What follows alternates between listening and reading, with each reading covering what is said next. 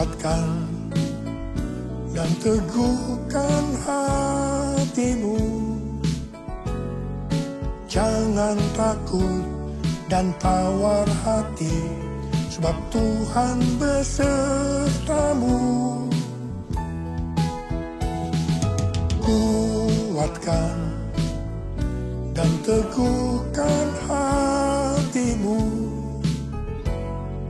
Yesus Tuhan berjalan di depanmu, berikan kemenangan. Yesus Tuhan berjalan di depanmu, berikan kemenangan.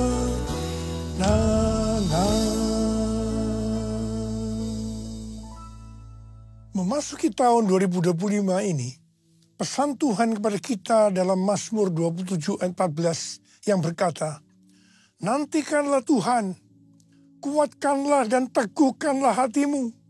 Nantikanlah Tuhan. Orang yang menantikan Tuhan adalah orang yang mengandalkan Tuhan. Orang yang berharap kepada Tuhan. Yeremia 17 ayat 5 dan 6 berkata, beginilah firman Tuhan, terkutuklah orang yang mengandalkan manusia, yang bersandar pada kekuatan manusia fana, dan yang hatinya menjauh dari Tuhan. Ia akan seperti semak gundul di padang belantara. Ia tidak akan melihat datangnya keadaan baik. Ia akan tinggal di tanah tandus di padang gurun, di padang garam yang tidak berpenduduk. Yeremia 17 ayat 7 dan 8 berkata, diberkatilah orang yang mengandalkan Tuhan, yang mempercayakan dirinya pada Tuhan.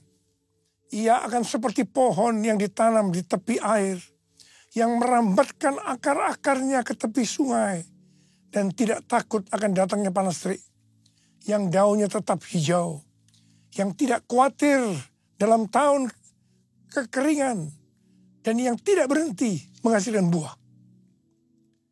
Memasuki tahun 2025, tahun yang penuh dengan ketidakpastian, bencana alam, akibat perubahan iklim yang makin hebat, peperangan yang makin intens, krisis ekonomi yang semakin menjadi-jadi. Lebih dari itu, kita diingatkan bahwa kita sudah berada di akhir dari akhir zaman. Sesuai dengan 2 Timotius 3 ayat 1-9 dikatakan bahwa pada hari-hari terakhir akan datang masa yang sukar. Manusia akan mencintai dirinya sendiri dan menjadi hamba uang. Mereka akan membual dan menyombongkan diri. Mereka menjadi pemfitnah. Mereka akan berontak terhadap orang tua dan tidak tahu berterima kasih. Tidak peduli agama. Tidak tahu mengasihi. Tidak mau berdamai. Suka menjelekkan orang. Tidak dapat mengekang diri. Garang. Tidak suka yang baik. Suka berkhianat. Tidak berpikir panjang. Berlagak tahu. Lebih menuruti hawa nafsu daripada menuruti Allah. Secara lahiriah mereka menjalankan ibadah mereka. Tetapi pada hakikatnya mereka memungkiri kekuatannya. Walaupun selalu ingin diajar, namun tidak pernah dapat mengenal kebenaran. Akal mereka bobrok dan iman mereka tidak tahan uji. Jadi, memasuki tahun 2025, kita menghadapi kondisi yang seperti itu. Karena itu, seperti yang Tuhan pesankan kepada kita, nantikanlah Tuhan, kuatkanlah dan teguhkanlah hatimu. Nantikanlah Tuhan. Dalam menantikan pertolongan Tuhan, kita menguatkan dan meneguhkan hati kita. Dalam menantikan pertolongan Tuhan, kita akan melakukan seperti yang terdapat dalam Mazmur 123 ayat 2 yang berkata, lihat, seperti mata para hamba laki-laki memandang kepada tangan tuannya. Seperti mata hamba perempuan memandang kepada tangan nyonyanya. demikianlah mata kita memandang pada Tuhan Allah kita, sampai Ia mengasihani kita. Mata kita tertuju kepada Dia. Artinya kita harus berharap hanya kepada Dia, tidak kepada yang lain-lain. Sampai Ia mengasihani kita. Artinya menjawab apa yang menjadi pergumulan kita. Mazmur 130 ayat 5 dan 6 berkata, aku menanti-nantikan Tuhan. Jiwaku menanti-nanti dan aku mengharapkan firman-Nya. Jiwaku mengharapkan Tuhan lebih daripada pengawal mengharapkan pagi. Saya pernah mengalami apa yang disebutkan pengawal mengharapkan pagi. Pada waktu saya di SMP dulu, saya tergabung di kegiatan pramuka, singkatan dari Praja Muda Karana, yang artinya rakyat muda yang suka berkarya. Salah satu kegiatan pramuka adalah berkemah. Dalam berkemah ada permainan di mana kita akan diserang oleh kelompok lain pada malam hari. Kalau ada barang kita diambil oleh mereka, kita dinyatakan kalah. Jadi kita harus waspada menjaga barang-barang kita supaya kita tidak kalah. Untuk itu kita tidur bergantian. Jadi ada yang tidur dan harus ada juga yang tetap berjaga. Saya merasakan pada waktu giliran jaga, itu sangat lama rasanya. Kepinginnya cepat-cepat pagi. Mengharapkan pertolongan Tuhan rasanya lebih lama daripada pengawal mengharapkan pagi. Mungkin hal yang seperti ini sedang kita alami sekarang ini. Tetapi marilah kita terus melakukan seperti yang tertulis dalam Mazmur 130 ayat 7 dan 8. Bahwa kita harus tetap berharap pada Tuhan. Sebab pada Tuhan ada kasih setia. Dan banyak sekali pembebasan dilakukannya. Dia akan membebaskan kita dari kesalahan kita. Allah yang bela, siapa lawan Dia? Lebih dari pemenang dalam segala hal. Ku pasti dapat, aku pasti dapat lakukan semua. Yesus yang beri kekuatan, oh terpujilah namanya. Yesus yang beri kekuatan, oh terpujilah namanya. Tema tahun 2025 adalah tahun penuaian, the year of harvest. Ayat emasnya adalah Ulangan 11 ayat 13 dan 14 dan Yohanes 4 ayat 35. Sehubungan dengan tahun penuaian, kita akan membahas tentang dua hal. Yang pertama, jenis tuaian. Yang kedua, hal-hal yang harus diperhatikan dalam tahun penuaian. Mengenai soal jenis tuaian, Alkitab menggambarkan ada beberapa jenis tuaian. Yang pertama, tuaian jiwa-jiwa. Sesuai dengan Matius 9 ayat 36 sampai dengan 38. Maka jiwa-jiwa yang dimaksud adalah orang banyak yang tidak bergembala, yaitu mereka yang belum kenal Sang Gembala Agung, yaitu Tuhan Yesus. Hari-hari ini Tuhan mengingatkan kita tentang tiga hal, yaitu yang pertama, perhatikan tahun 2033. Yang kedua, harvest now. Yang ketiga, Jesus for everyone. Tuhan sedang berbicara kepada gerejanya di seluruh dunia bahwa tahun 2033, pada tahun 2033, setiap orang, everyone, akan mendapatkan kesempatan untuk berjumpa secara otentik dengan Tuhan Yesus melalui kuasa dan hadirat Roh Kudus. Rick Warren mendapatkan bahwa goal untuk menyelesaikan amanat agung adalah tahun 2033. Ketika Tuhan Yesus ditanya oleh murid-muridnya tentang tanda kedatangannya kembali, salah satunya Tuhan Yesus menjawab dari Matius 24 ayat 14. Injil kerajaan ini akan diberitakan di seluruh dunia menjadi kesaksian bagi semua bangsa. Sesudah itu barulah tiba kesudahannya. Jadi kalau Injil kerajaan sudah diberitakan di seluruh dunia menjadi kesaksian bagi semua bangsa, atau amanat agung sudah selesai, maka sesudah itu Tuhan Yesus datang kembali. Kata sesudah itu artinya tidak ada seorang pun yang tahu. Bisa 1 bulan, 1 tahun, 5 tahun. Tetapi yang jelas tidak akan lama. Sebab Tuhan Yesus berkata, aku datang segera. Saya tidak pernah berkata bahwa Tuhan Yesus pasti datang tahun 2033. Itu tidak alkitabiah. Tetapi yang saya katakan, Tuhan Yesus bisa datang tahun 2033. Itu alkitabiah. Karena Tuhan Yesus bisa datang sewaktu-waktu. Hari-hari ini penuaian jiwa yang terbesar dan terakhir sedang terjadi. Harvest now, Jesus for everyone. Tuhan Yesus berkata dalam Yohanes 4 ayat 35. Bukankah kamu mengatakan 4 bulan lagi tibalah musim menuai? Namun aku berkata kepadamu, lihatlah sekelilingmu dan pandanglah ladang-ladang yang sudah menguning dan matang untuk dituai.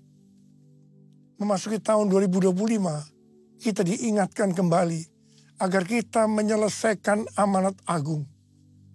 Tugas utama kita sebagai orang percaya, sebagai seorang murid, tidak melihat apa profesi kita adalah menyelesaikan amanat agung. Hal ini sesuai dengan Matius 28 ayat 19 dan 20. Karena itu pergilah, jadikan semua bangsa muridku, dan baptislah mereka dalam nama Bapa dan Anak dan Roh Kudus. Dan ajarlah mereka melakukan segala sesuatu yang telah kuperintahkan kepadamu. Ketahuilah, aku menyertai kamu senantiasa sampai akhir zaman. Menyelesaikan amanat agung adalah menjadikan semua bangsa itu murid Tuhan Yesus. Hanya murid yang bisa memuridkan. Karena itu kita harus terlebih dahulu menjadi murid Tuhan Yesus. 1 Yohanes 2 ayat 6 berkata, siapa yang mengatakan bahwa ia tinggal di dalam dia, ia wajib hidup sama seperti Kristus telah hidup. Kalau kita hidup sama seperti Kristus telah hidup, maka kita akan menjadi serupa dengan gambarnya. Kita adalah murid-murid Tuhan Yesus. Jesus for everyone, Jesus for everyone, Jesus for everyone, Jesus for everyone, Jesus for everyone, Jesus for everyone, Jesus for everyone, Jesus for everyone. Mengenai jenis tuaian yang kedua adalah tuaian buah roh. Roma 7 ayat 4 berkata, sebab itu, saudara-saudaraku, kamu juga telah mati terhadap hukum Taurat oleh tubuh Kristus, supaya kamu menjadi milik orang lain, yaitu milik Dia yang telah dibangkitkan dari antara orang mati, agar kita berbuah bagi Allah. Jadi kita yang telah dibebaskan dari kuasa dosa, hidupnya harus berbuah bagi Allah. Buah harus dituai. Artinya harus menghasilkan tuaian buah roh. Dengan kata lain, dalam hidup kita harus ada buah roh. Galatia 5, 22 dan 23 berkata, tetapi buah roh ialah kasih, sukacita, damai sejahtera, kesabaran, kemurahan, kebaikan, kesetiaan, kelemah lembutan, penguasaan diri. Tidak ada hukum yang menentang hal-hal itu. Salah satu aspek dari buah roh adalah kelemah lembutan, yang dapat diartikan juga sebagai kerendahan hati, humility. Kita semua harus rendah hati. Jangan sombong, jangan congkak. Karena Allah menentang orang congkak, tetapi mengasihani orang yang rendah hati. Ini dituliskan di 2 ayat, yaitu 1 Petrus 5 ayat 5 dan Yakobus 4 ayat 6. Ini berarti peringatan yang sangat serius dari Tuhan. Dalam Amsal 16 ayat 5 berkata, setiap orang yang tinggi hati menjijikkan bagi Tuhan. Ia pasti tidak akan luput dari hukuman. Amsal 16 ayat 18 berkata, kecongkakan mendahului kehancuran dan tinggi hati mendahului kejatuhan. Karena itu saya mengingatkan kepada kita semua, jangan sombong, jangan congkak, jangan tinggi hati. Jenis tuaian yang ketiga adalah tuaian berkat. Sesuai dengan Ulangan 6 ayat 6 sampai dengan 11 dikatakan bahwa Tuhan akan memberikan kepada umatnya, yaitu kepada kita semua, kota yang tidak mereka dirikan, rumah yang tidak mereka isi, sumur yang tidak mereka gali, dan kebun anggur yang tidak mereka tanam. Meskipun melibatkan usaha manusia, tuaian berkat bagi kita sesungguhnya adalah anugerah Tuhan. Mengenai melibatkan usaha manusia, kita harus mengingat apa yang dikatakan Amsal 10 ayat 22 yang berkata, berkat Tuhanlah yang menjadikan kaya, jerih payah tidak akan menambahinya.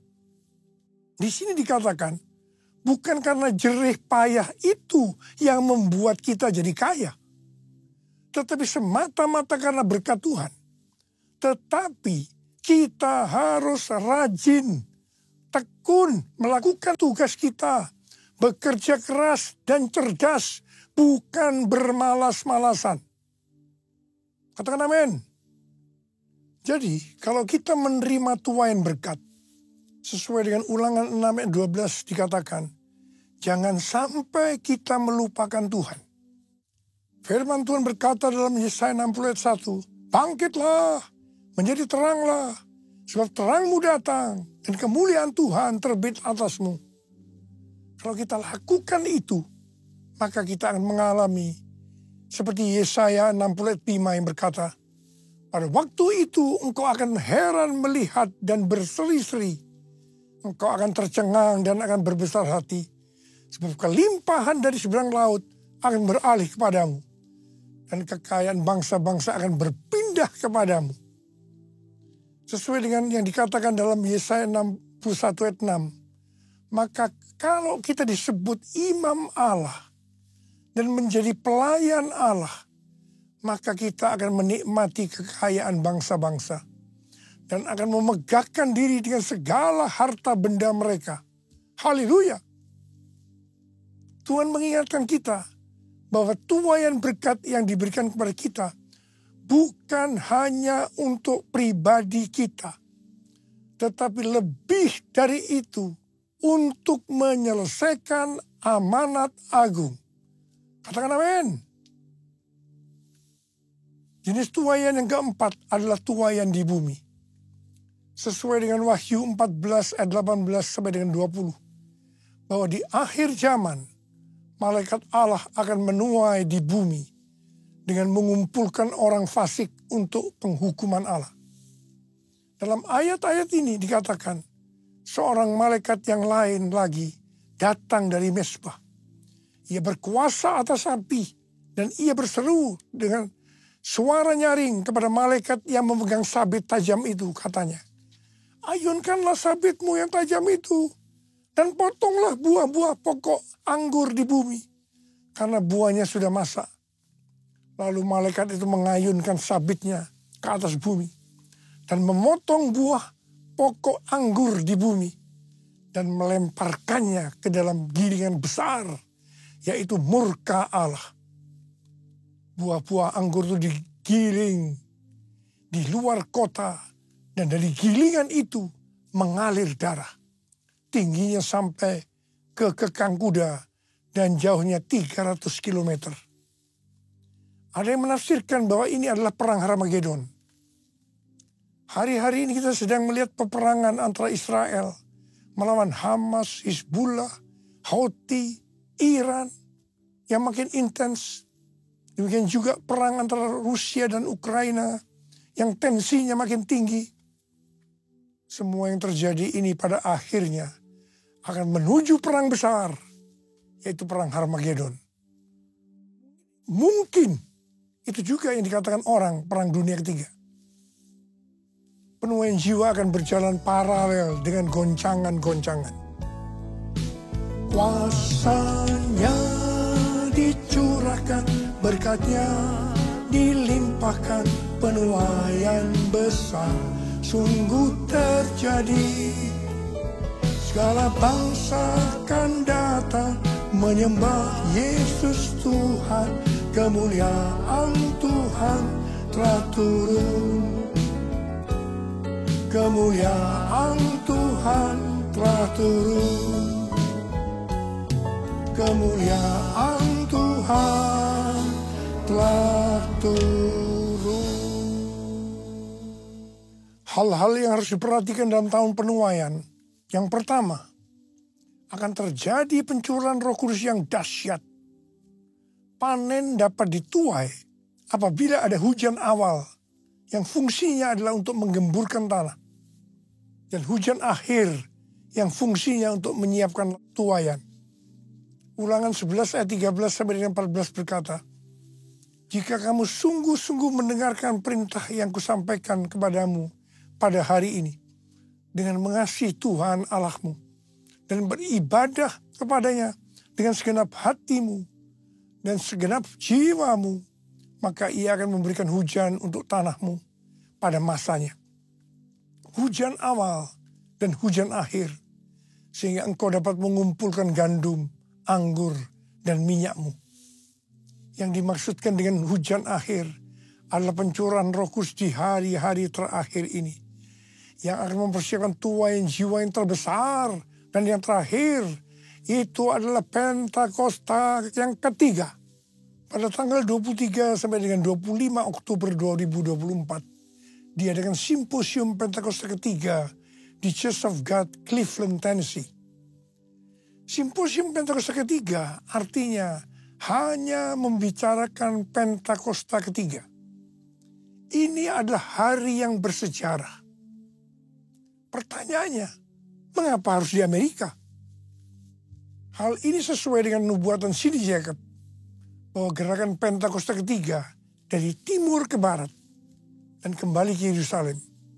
Barat yang dimaksudkan adalah Amerika Serikat.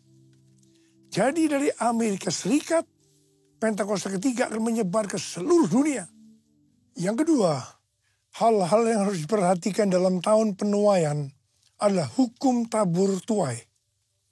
Seperti yang terdapat dalam Galatia 6 ayat 7b sampai dengan 10 yang berkata, karena apa yang ditabur orang, itu juga yang akan dituainya. Sebab siapa yang menabur dalam dagingnya, ia akan menuai kebinasaan dari dagingnya. Tetapi siapa yang menabur dalam roh, ia akan menuai hidup yang kekal dari roh itu. Janganlah kita jemu-jemu berbuat baik. Karena apabila sudah datang waktunya, kita akan menuai jika kita tidak menyerah. Karena itu, selama masih ada kesempatan bagi kita, marilah kita berbuat baik kepada semua orang, tetapi terutama kepada saudara-saudara seiman kita. Memasuki tahun 2025, kita akan menuai apa yang ditabur tahun 2024. Saya berdoa supaya kita menuai yang baik. Karena kita menabur yang baik. mengawali tahun 2025. Saya ajak saudara untuk mengangkat tangan kita. Dan kita katakan bersama-sama. Hosana, Hosana di tempat yang tinggi. Hosana, Hosana di hati yang suci.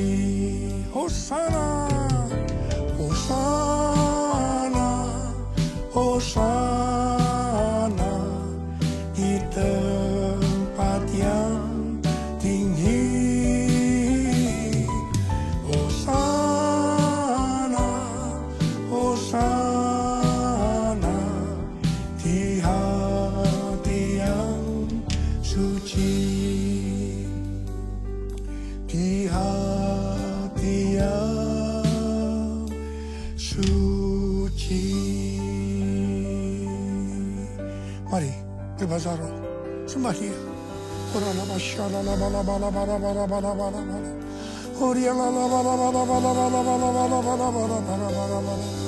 Sembah Dia, sembah Dia, sembah Dia, sembah Dia, sembah Dia. Tuhan, kami berdoa buat anak-anak-Mu Tuhan, memasuki tahun 2025. Curahkan pengurapan-Mu pada kami semua Tuhan. Curahkan, terima pengurapan Tuhan, terima. Terima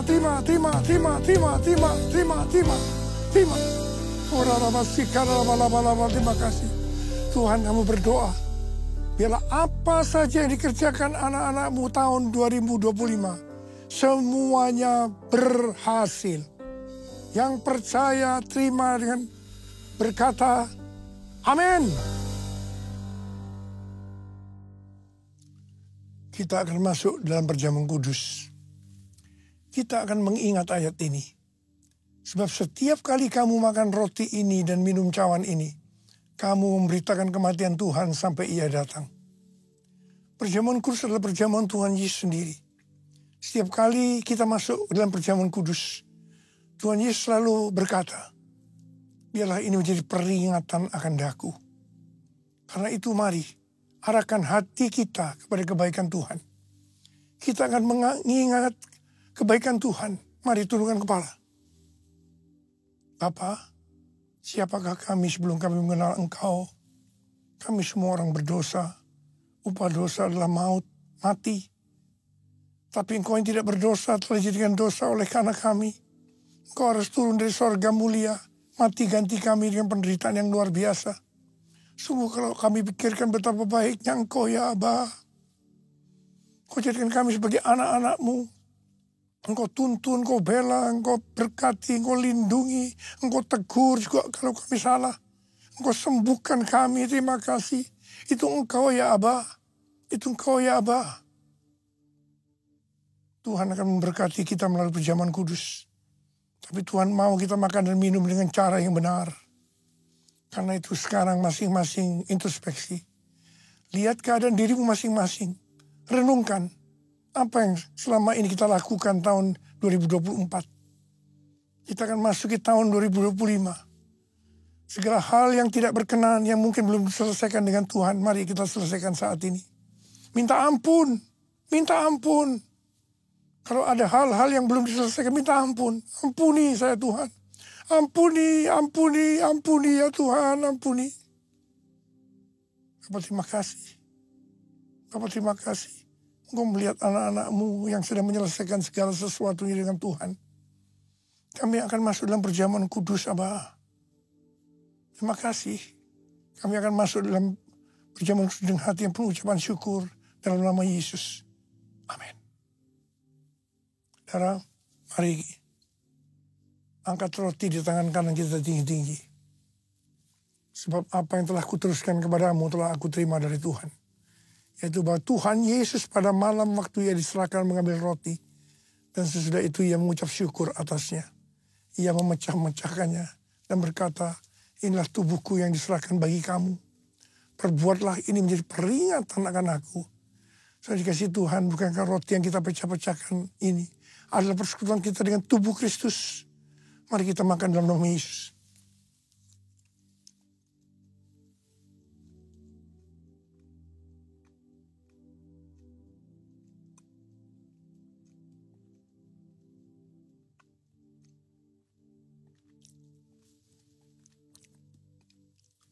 angkat cawan di tangan kanan kita tinggi-tinggi. Demikian juga ia mengambil cawan sesudah makan lalu berkata, cawan ini adalah perjanjian baru yang dimeteraikan oleh darahku. Perbuatlah ini setiap kali kamu meminumnya menjadi peringatan akan aku. Sudah dikasih Tuhan, bukan cawan pengucapan syukur. Yang atasnya kita ucapkan syukur adalah persekutuan kita dengan darah Yesus. Mari kita minum dalam nama Yesus.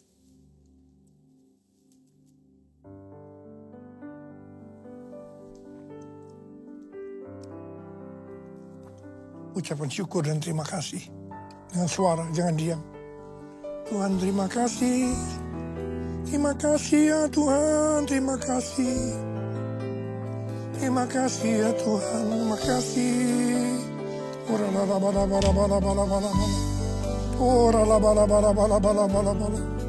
Tuhan, saat ini Tuhan kau melihat anak-anak-Mu, kau tolong mereka. Saat ini kau sedang menyembuhkan yang sakit, sedang membebaskan yang terikat, menghibur yang susah, menguatkan yang lemah, memberikan pengharapan-pengharapan yang baru bagi yang datang dengan keadaan putus pengharapan. Tuhan, berkati anak-anak-Mu, kasihani mereka Tuhan, kasihani mereka.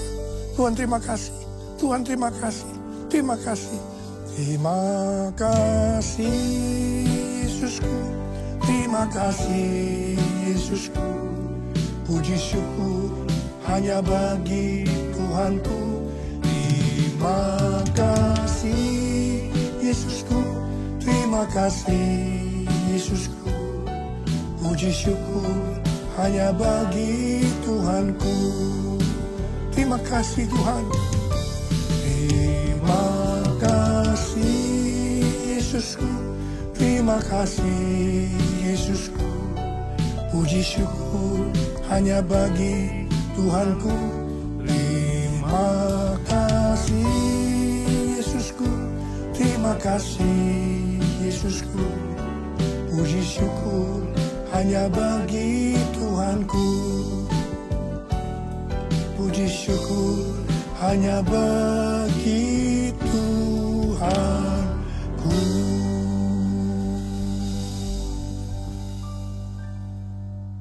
Sekarang terimalah berkat Tuhan.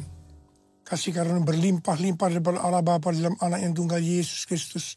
Persekutuan yang manis dengan Roh Kudus menyertai kita semua mulai hari ini. Sampai Tuhan datang menjemput kita di awan-awan dan bahkan sampai selama-lamanya. Yang percaya bersama-sama katakan, amin. Selamat tahun baru 2025, tahun penuaian, the year of harvest. Tuhan Yesus memberkati kita semua berlimpah, limpah, limpah. Amin.